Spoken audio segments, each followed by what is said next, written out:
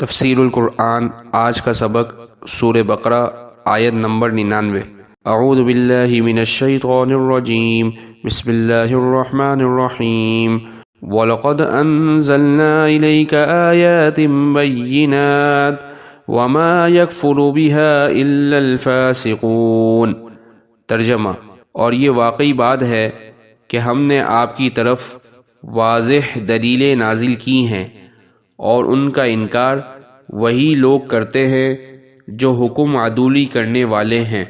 اس آیت مبارکہ کی تفسیر میں یہ بات لکھی ہے کہ حضرت ابن عباس رضی اللہ عنہما سے نقل کیا ہے کہ ابن سور یا یہودی نے آپ صلی اللہ علیہ وسلم سے کہا کہ اے محمد، کوئی ایسی چیز آپ نہیں لائے جسے ہم پہچانتے ہوں، اور نہ آپ کے پاس ایسی کوئی کھلی ہوئی دلیل ہے جس کی وجہ سے ہم آپ کا اتباع کر لیں۔ اس کی تردید میں اللہ جل شانہ نے یہ آیت نازل فرمائی کہ ہم نے اے محمد صلی اللہ علیہ وسلم تمہاری طرف واضح آیات نازل فرمائی ہیں جو آیات بینات ہیں۔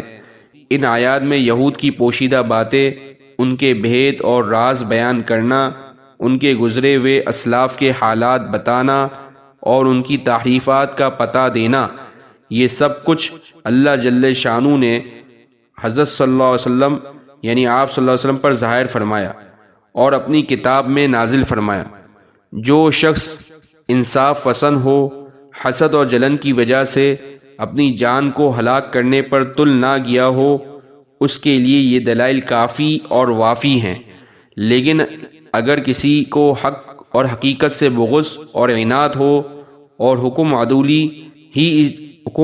عدولی ہی جس کی طبیعت ثانیہ بن گئی ہو، اور فسق اس کی طبیعت میں راسخ ہو گئی ہو، تو وہ ان آیات بینات کا منکر ہو سکتا ہے۔ وآخر دعوانا ان الحمد للہ رب العالمین۔